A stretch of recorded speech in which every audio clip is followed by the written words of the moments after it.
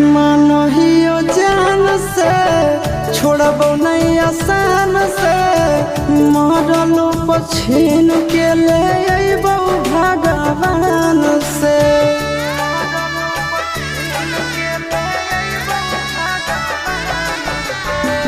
मानहियो जान से छोड़बो नहीं आसान से मरलो पछीन के ले अइबो भगवान से।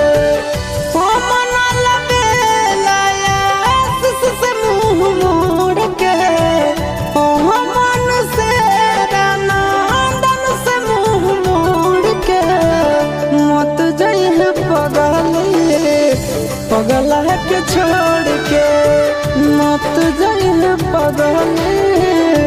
पगला के छोड़ के।